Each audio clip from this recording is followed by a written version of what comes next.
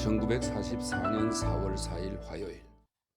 키티, 오랫동안 난 내가 무엇을 해야 할지 몰랐어. 전쟁이 끝나는 건 아주 먼 장래의 일이고 마치 옛날 얘기처럼 비현실적인 일이라는 생각이 들어. 만일 전쟁이 9월 안으로 끝나지 않는다면 나는 학교에는 다시 가지 않을 작정이야. 2년이나 뒤떨어지고 싶지는 않아. 패트는 온통 나의 생활을 지배하고 있어. 밤이나 낮이나 그의 생각으로 머리가 꽉 차서 나는 비참해. 떨릴 정도로. 그와 같이 있을 때면 눈물을 감추고 레몬 펀치에 대해 떠들고 웃곤 하지만 혼자가 된 바로 그 순간 소리 지르며 울고 싶은 고독감에 휩싸이는구나. 그러면 나는 잠옷으로 갈아입고 침대 옆에 꿇어앉아 신에게 간절한 기도를 올리다가 끝내는 맨바닥에 쪼그리고 앉아 무릎을 감싸안고 흐느껴 운단다. 문득 자신의 울음소리를 듣고서 스스로 놀라서 어른들이 듣지 않도록 소리를 죽여야 해. 그리고 마음속으로 용기를 내며 이렇게 부르짖지. 나는 꼭, 나는 꼭, 나는 꼭. 이 말밖에는 더는 나오지 않아. 너무 오랫동안 부자연스러운 모습으로 쪼그리고 있어서 근육이 뻣뻣해져 침대 옆에 쓰러져 있다가 10시 반 조금 전에 겨우 침대 위로 기어 올라갔단다. 이것으로 끝난 거야. 나는 바보가 되지 않도록 열심히 공부해야만 해.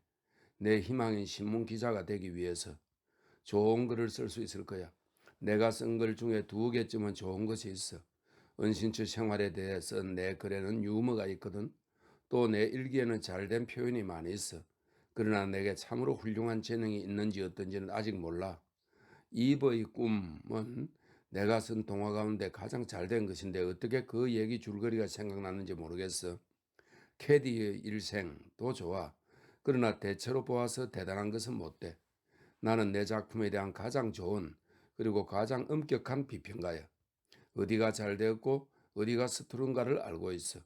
글을 쓰지 않는 사람은 글을 쓴다는 것이 얼마나 즐거운 일인지는 모를 거야.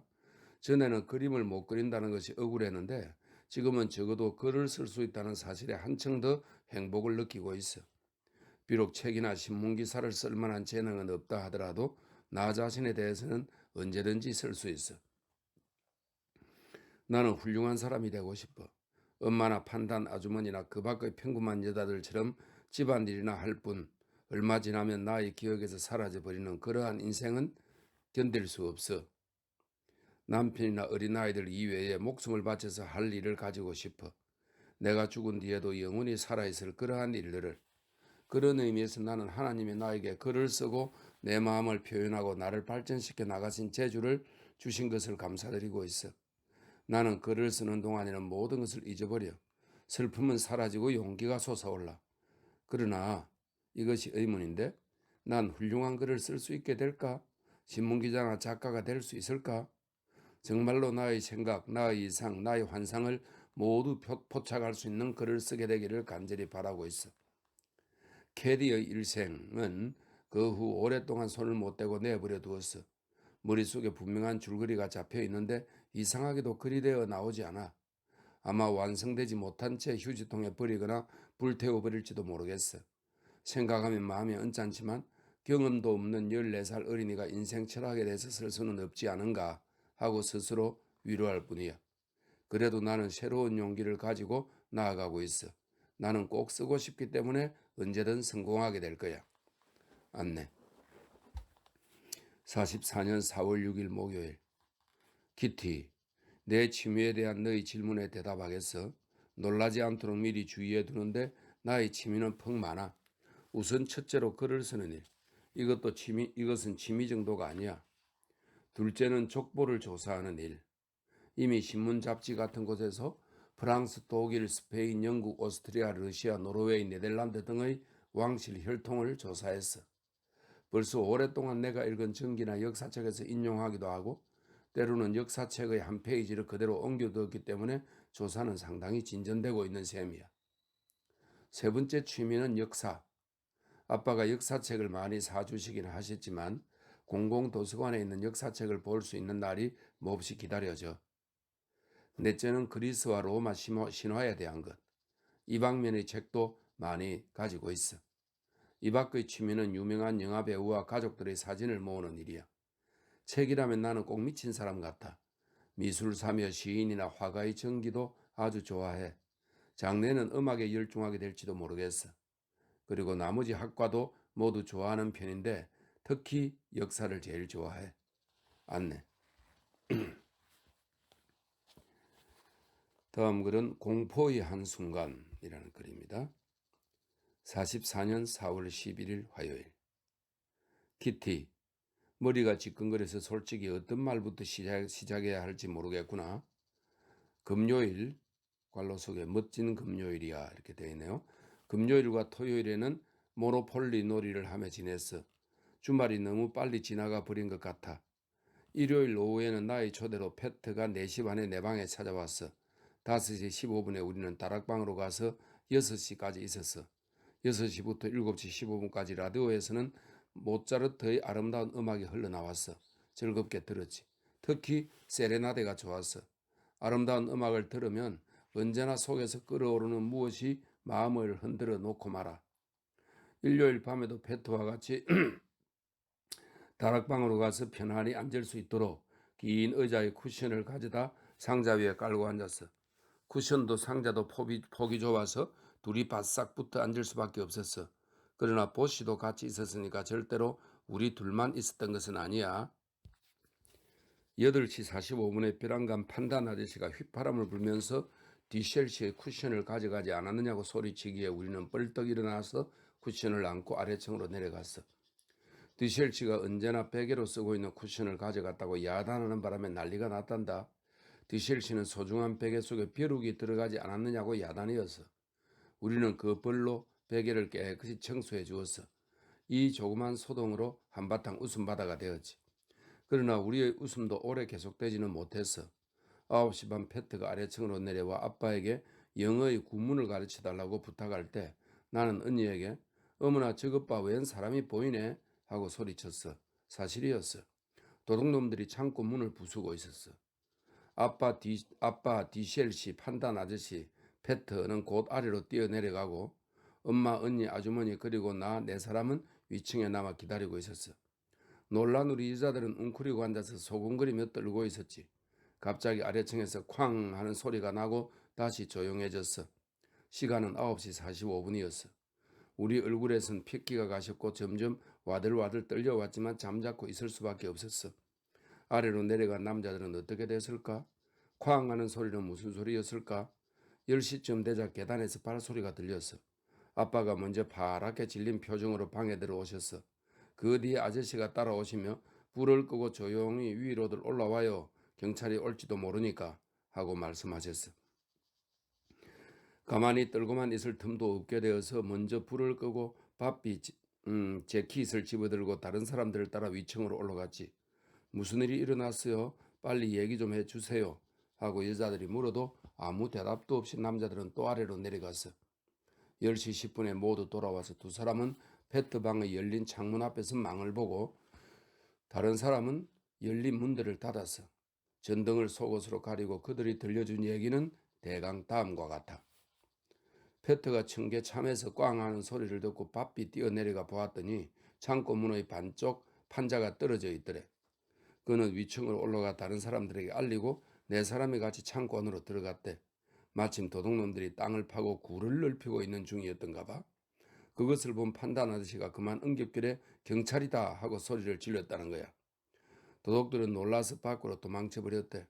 경찰에게 그 구멍을 들키지 않도록 판자를 대었으나 발길로 세게 차면 판자는 떨어져 버리게 되어 있었다는 거야. 네 사람은 당황할 수밖에 없었어. 판단 아저씨는 살기가 등등해져서 도끼로 땅을 내리셨대. 그리고 다시 한번 판자를 대리했으나 잘 안 되었대. 그때 그 앞으로 지나가는 어떤 부부가 문틈 사이로 손전등을 비춰서 창고 안이 환히 밝아졌다나? 넷 중에 누가 빌어먹을 하고 중얼거렸대. 도둑을 잡으려던 사람들이 도둑질을 한 사람 꼴이 되어서 네 사람은 살금살금 2층으로 돌아왔어. 패트는 급히 부엌과 사무실 문과 창을 열어젖히고 전화를 방바닥에 내동댕이 치고 해서 마치 도둑놈이 어지럽혀 놓고 간 것처럼 해놓았대. 그리고 네 사람은 비밀문을 통해 은신처로 돌아왔다는 거야. 제1막 끝. 손전등을 들고 있던 부부는 분명히 경찰에 신고했을 거야. 마침 이날따라 부활절 일요일이라서 월요일도 휴무일이기 때문에 아무도 사무실에 오지 않아. 그러니까 우리는 화요일 아침까지는 꼼짝 못하고 있어야 했어. 이틀씩이나 이런 공포 속에서 살아야 한다고 상상해봐. 암흑 속에 웅크리고 앉아서 말도 귀에다 소곤거려야 하고 조금만 소리를 내도 쉬 하고 입을 막고 전등은 판단 아주머니가 겁을 먹고 꺼버렸어. 10시 반, 11시가 되어도 아무 소리 없이 시간은 흘러갔어. 아빠와 아저씨가 교대로 우리를 지켜주셨어. 11시 15분, 아래층에서 부시럭거리는 소리가 들려왔어. 모두 숨을 죽이고 꼼짝도 않고 있었어. 발소리는 전용 사무실로 부엌으로 그리고 점점점 바로 문 앞의 계단을 올라오는 발소리에 이어서 비밀문을 달그락달그락 건드리는 소리가 들려왔어. 이 순간의 기분은 도저히 설명할 수가 없어. 이제 끝장이다 하고 나는 생각했어. 게시타포에게 끌려가는 모습이 머리에 떠올랐어. 문이 달그락거리는 소리가 2번 들리더니 아무 일 없이 발소리는 멀어져 갔어. 일단 살아났어. 그러나 모두 아무 말 없이 이가 맞부딪힐 정도로 와들와들 떨고만 있었어. 그 후 집안은 정적소에 쌓였지만 비밀문 바로 앞 계단에 전등불이 하나 켜져 있었어. 비밀문이기 때문일까? 아마 경찰이 잊어버리고 끄지 않은 것일까? 누가 그것을 끌어올까? 집안에는 아무도 없었지만 필시 누가 밖에서 경비를 하고 있는 것인지도 모르잖아. 다음에 우리가 한 일이 3가지 있었어. 우선 어떤 일이 일어날 것인지에 대한 의견을 나누고 공포로 떨고 그리고 화장실에 가야 했어. 변기통은 다락방에 있었기 때문에 우리는 모두 페트의 함석 휴지통을 변기로 사용했어. 판단 아저씨가 먼저, 그 다음에 아빠가 사용하고 엄마가 부끄러워했기 때문에 아빠가 휴지통을 엄마들 방으로 가져다 주었어. 여자들 방으로 가져다 주었어. 휴지통에서는 고약한 냄새가 나고 모든 말을 속삭여야 했어. 우리는 지쳐버리고 말았지. 12시가 되었어. 이제 누워서 좀 자자 하고 누군가 말하자 언니와 나는 베개와 담요를 들고 찬장 옆과 테이블 밑에 각각 자리를 잡고 누웠어. 냄새는 별로 나지 않았지만 판단 아주머니가 방치제를 가져다 변기 안에 넣고 수건으로 덮어두었어. 말소리, 속삭임 소리, 공포, 악취, 변기 쓰는 소리. 그러나 워낙 피곤했기 때문에 2시부터 3시 반까지 정신없이 잤어. 나는 판단 아주머니가 머리를 내 다리 위에 올려놓는 바람에 잠이 깼어. 제발 덮을 걸 좀 주세요 하고 나는 졸린 목소리로 말했어. 누군가가 묻지도 않고 내 파자마 위에 옷가지를 던져주었어. 털바지, 붉은 점퍼, 검은 스커트, 흰 양말, 구멍 뚫린 스포츠 양말 등을. 판단 아주머니는 일어나 의자에 앉고 대신 아저씨가 내 다리 위에 누웠어. 나는 생각에 잠긴 채 와들와들 떨고 있었기 때문에 아저씨는 제대로 잠들지 못했을 거야. 나는 경찰이 나타났을 때의 일을 각오하고 있었어. 그러면 우리는 이곳에 피신해 있었다는 사실을 실토해야겠지. 그들이 만약 네덜란드 사람이라면 우리는 살아날 것이고 네덜란드 사회주의 운동가들이라면 뇌물을 써야겠지. 그러면 라디오를 때려 부숴야 해요 하고 판단 아주머니가 한숨을 쉬었어. 스토브에 쳐넣지. 발각되면 라디오도 소용없지 하고 판단 아저씨가 대답했어. 그럼 안내 일기도 발견될 걸 하고 아빠가 말했어. 태워버려요 하고 떨고 있던 사람들이 외쳤어. 경찰이 비밀문을 두드릴 때와 이 순간이 나의 최악의 순간이었단다. 내 일기장은 안 돼요. 내 일기장은 태우면 나도 죽어버릴 테야. 그러나 다행히 아빠는 아무 말도 하지 않으셨어. 내가 기억하고 있는 모든 대화를 다시 회상해봐야 아무 의미도 없지 않겠니? 거의 다 말한 셈이야. 나는 급에 질려 판단 아주머니를 위로해드렸어. 우리는 도망갈 방법이나 게스타포에게 신문 받을 때의 태도나 통신 방법이나 용기를 잃지 말아야겠다는 등의 이야기를 했어. 아줌마, 우린 군인과 같은 태도를 가져야 해요. 이제 끝장이다 할 때는 영국에서 네덜란드에게 보내는 유서 시간에 언제나 말하듯이 여왕과 국가와 자유와 진리와 정의를 위해서 함께 죽도록 해요. 한 가지 곤란한 건 다른 사람들에게 폐를 끼치는 일이에요. 1시간쯤 후에 판단 아저씨가 아주머니와 자리를 바꿔 앉고 아빠가 와서 내 옆에 앉으셨어. 남자들은 연거푸 담배를 피우고 가장 깊은 한숨을 쉬고 용변을 보러 가고 이런 일이 몇 번 반복되었을 뿐이야. 4시, 5시, 5시 반. 나는 페트와 장옆에 나란히 붙어 앉아서 귀를 기울이고 있었어. 서로 떨고 있는 것을 몸으로 느낄 수 있었어. 우리는 간간히 이야기를 주고받으면서 귀를 기울였어. 옆방에서는 차광막을 걸고 있었어. 어른들은 7시에 코파이스 씨에게 전화를 걸어서 누구를 보내달라고 부탁하기로 했어. 그래서 그들은 코파이스 씨에게 알릴 사항을 대강 메모했어. 그러나 사무실이나 창고에서 경비를 하고 있는 경찰이 전화 소리를 들을지도 모르고 만약 경찰이 다시 돌아온다면 위험은 더 큰 거야. 요점은 다음과 같아. 도둑 침입. 경찰이 건물 안에 왔었고 비밀문을 흔들어 보았으나 아무 일 없었음. 도둑은 분명 문을 부수고 창고로 잠입했다가 정문으로 도주했음. 주된 출입구는 잠겨 있으므로 글라리르 씨는 퇴근할 때 다른 문으로 나갔음. 전용 사무실 캐비넷 안에 있는 타이프라이터와 계산기는 무사함. 행크에게 알려서 엘리의 열쇠를 가지고 고양이의 먹이를 준다는 핑계로 사무실 안을 엿보아 주기 바람. 모든 일은 계획대로 진행되었어. 코파이스 씨에게 전화를 걸고 위층에 있던 타이프라이터를 캐비넷에 넣었어. 그리고 우리는 테이블 주위에 둘러앉아 행크 또는 경찰이 오기를 기다렸어. 베트는 잠이 들고 아저씨와 나는 누워 있었어. 그때 밑에서 요란스럽게 발소리가 났어. 행크야? 하고 나는 벌떡 일어났어. 아니 경찰이야 하고 누가 말했어. 누군가가 문을 두드리고 휘파람을 부는 소리가 들려왔어. 판단 아주머니는 백지장처럼 새하얘져서 엉겹결에 의자에 털썩 주저앉았어. 만일 이때의 긴장이 1분만 더 지속되었더라면 아주머니는 기절했을 거야. 휘파람을 분 것은 미프였어. 미프와 행크가 들어왔을 때 우리 방 테이블 위에는 사진으로 찍어둔 것처럼 난잡한 상태였어. 잼과 설사약으로 범벅이 된 영화와 연극 잡지의 복사판, 춤추는 소녀의 한 페이지, 잼 2통, 빵 2조각, 거울빛, 성냥제, 담배 재떨이, 책, 팬티, 손전등, 화장지 등등이 어지럽게 널려 있었지. 물론 행크와 미프는 환성과 눈물로 환영을 받았지. 행크는 문에 뚫린 구멍을 판자로 막아놓고 경찰에 신고를 하러 나갔어.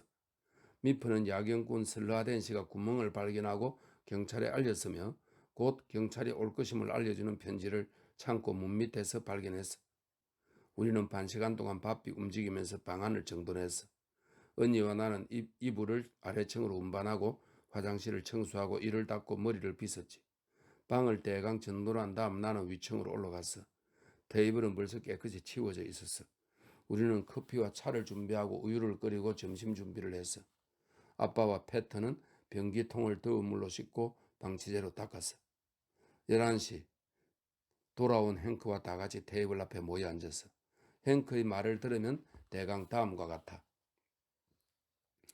야경꾼 슬러하덴 씨는 아직 자고 있었지만 그 부인이 남편이 운하 옆으로 야경을 돌다가 문에 구멍이 뚫린 것을 보고 곧 경찰에게 알려서 경찰과 같이 집을 둘러보았다고 말해주었대.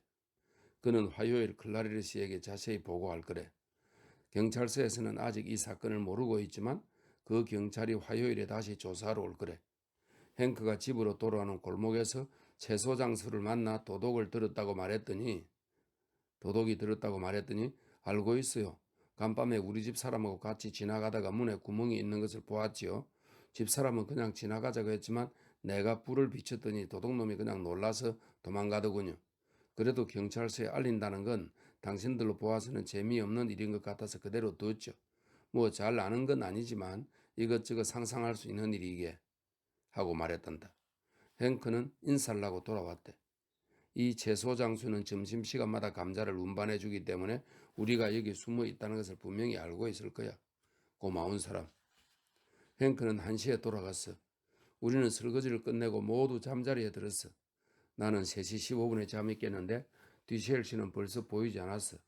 이 기회에 나는 졸린 눈을 비비며 욕실로 달려갔어. 마침 패트가 내려오고 있지 않겠니? 우리는 아래층에서 만나자고 약속했어. 나는 몸을 단정히 하고 아래층으로 내려갔어. 너 아직도 다락방 앞으로 갈 용기가 있니? 하고 그가 물었어. 나는 고개를 끄덕이고 베개를 안고 같이 다락방으로 올라갔어. 찬란한 날씨였어. 사이렌 소리가 곧 울려왔어. 그러나 우리는 그대로 머물러 있었어. 패트는 내 어깨를 감싸 안고 나는 그에게 안긴 채 그대로 잠자코 있었어. 언니가 커피 타임을 알리러 올 때까지. 우리는 빵을 먹고 레모나이드를 마시고 떠들어댔어. 모두가 평상시처럼 저녁 때 나는 패트의 용기에 감사했지. 우리가 그날 밤처럼 위험했던 적은 없었어. 진정 신의 도움이야. 경찰이 비밀 문까지 왔고 그 앞의 불을 켜놓았고 그러고도 발각되지 않았다니. 만약 상륙작전이 시작되면 폭격이 심해질 것이고 모두 뿔뿔이 흩어지겠지. 그러나 그럴 경우에는 우리의 선량한 죄 없는 보호자들도 위험하기는 마찬가지야. 우리는 구원됐구나, 살아났다고 말할 수밖에 없을 거야. 이 사건은 여러 가지 변화를 가져다 주었어. 디셸 씨는 저녁 때 아래층 클라레르 씨 사무실에서 자지 않고 대신 욕실로 간단다. 패트는 8시 반부터 9시 반까지 집안을 순찰해. 그리고 방에 창문을 열어놓아서는 안 돼. 아무도 9시 이후에는 물을 쓸 수 없어. 오늘 저녁에 창고문을 고치러 목수가 나타날 거야. 지금 이 은신처에서는 여러 가지 일이 논의되고 있어. 클라레르 씨는 우리의 주의가 부족하다고 책망하셨어. 헨크도 그런 경우에 아래로 뛰어내려가는 것이 아니라고 말했어.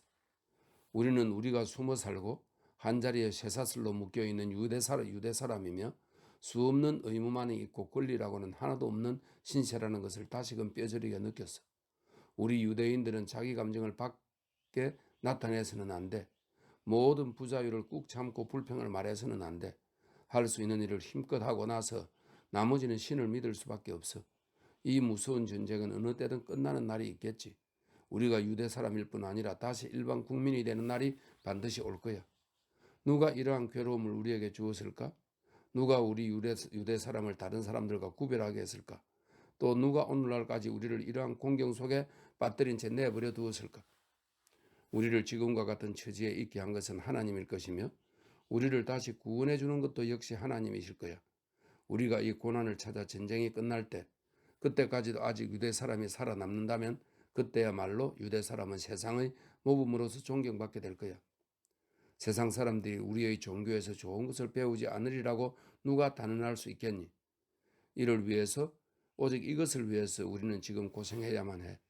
우리는 결코 네덜란드 사람이 아니고 영국인도 아니고 그러한 나라의 대표도 물론 아니고 어디까지나 유대인이야. 우리는 그렇게 자부하고 있어. 용기를 갖자. 해결이 될 때까지 우리의 임무를 자각하고 불평하지 말자. 하나님은 우리 유대 사람을 버린 일이 없으시단다. 유대 사람은 아주 옛날부터 있었지. 그리고 그들은 옛날부터 괴로움을 당해왔지. 고난이 그들을 강하게 만들기도 했어. 약한 자는 낙오하지만 굳센 자는 결코 굽히지 않아. 그날 밤 나는 정말로 이제는 죽는 줄로만 알았어. 전쟁터에 선 병사와 같이 경찰이 들이닥칠 때의 마음의 준비를 하고 있었어. 나는 이 나라를 위해서 깨끗이 목숨을 바칠 작정이었어. 그런데 구원을 받았어. 전쟁이 끝나면 나는 무엇보다도 먼저 네덜란드 국적을 갖겠어. 네덜란드 사람. 나는 네덜란드 사람을 사랑하고 이 나라를 사랑해. 네덜란드 말도 좋아해. 나는 이 나라에서 일하고 싶어. 나는 네덜란드의 국적을 얻기 위해서 여왕님께 직접 편지를 올리지 않으면 안 된다 하더라도 목적을 달성할 때까지 노력하겠어. 나는 더욱 부모님들로부터 독립된 개성을 구비한 인간이 되고 싶어. 아직 어리기도 하지만 엄마보다도 용기를 가지고 살고 있어. 나의 정의감은 변함이 없고 엄마의 그것보다 참다운 거야. 나는 나 자신이 나에게 무엇을 요구하고 있는지 잘 알아. 나대로 인생의 목표, 의견, 신앙, 사랑을 갖고 있어. 내가 자유롭게 된다면 나는 그것으로 만족해. 나는 내가 여자, 강한 성격의 용감한 여자라는 것을 잘 알고 있어. 만일 하나님이 나를 오래 살게 해주신다면 엄마 이상의 인간이 되겠어. 보잘것없는 인간으로서 일생을 마치진 않을 작정이야. 세계와 인류를 위해서 일하고 싶어. 그러기 위해서는 무엇보다도 먼저 용기와 행동이 필요하겠지. 안내. 1944년 4월 14일 금요일. 키티. 이곳 분위기는 여전히 극도로 긴장된 상태란다. 아빠는 늘 저기압이시고 아주머니는 감기로 누워서 불평만 내려놓고 아저씨는 담배가 떨어져서 안색이 좋지 않으시고 디셸 씨는 조심스러워지시고 등등. 현재 우리를 운명의 여신이 돌보지 않고 있는 것은 사실이야. 화장실의 물탱크가 새고 수도꼭지가 없어졌어. 그러나 곧 이리저리 연결해서 원상태로 되었지. 나는 가끔 감상적인 기분에 빠져. 패트와 둘이 지저분한 마루바닥에 앉아서 그가 내 머리카락을 만지며 서로 어깨를 맞대고 꼭 붙어 있을 때라든지 나무잎이 파랗게 물들고 참새가 노래하고 푸른 하늘의 태양이 우리를 밖으로 손짓해 부르는 때, 내 가슴에는 온갖 희망이 불꽃처럼 타오른단다. 키티, 이곳에서 눈에 보이는 것은 불만스럽게 일그러진 얼굴이고 듣는 것은 한숨, 억눌린 불평뿐이야. 혼란을 일으켜 아무것도 서로 관련된 것이 없고 장내내가 아무렇게나 찌끄린 말에 주의를 기울일 사람이 있을지 이따금 의심스럽기도 한단다. 보기 싫은 오리 새끼의 고백은 이 난센스의 제목이 될 거야. 내 일기가 볼게시타인 시나 겔브란데 시, 관로 속에 전쟁 중에 런던의 망명한 네덜란드 정부의 관리라고 하네요. 그 두 사람에게 무슨 소용이 될까? 안내. 1944년 4월 15일 토요일. 키티, 충격의 충격의 연속이구나. 언제 이런 일이 끝난담? 우리는 지금 이런 질문을 우리에게 되풀이하고 있어. 언제 끝날지 상상해보렴. 페트가 앞문의 빗장을 뽑아놓은 것을 잊었기 때문에 관로 속에 밤에 안쪽에서 잠그게 돼 있어. 이렇게 돼 있네요. 잊었기 때문에 문이 열리지 않아서 클라레르 씨와 사무원들이 옆집으로 가 창문을 열고 부엌으로 들어올 수밖에 없었지. 클라레르 씨는 우리의 부주의에 몹시 화를 내셨어. 페트는 몹시 놀랄 수밖에. 식사 때 엄마가 누구보다도 페트에게 안 되었다고 말하자 그는 금방이라도 울음을 터뜨릴 것 같아졌지. 매일 사무원들이 문의 빗장을 뽑아 열어놓으라고 주의하는 바람에 우리까지 노이로제에 걸릴 지경이야. 나중에 그를 위로할 생각에 그를 도울 수 있다는 것은 분명히 기쁜 일이야.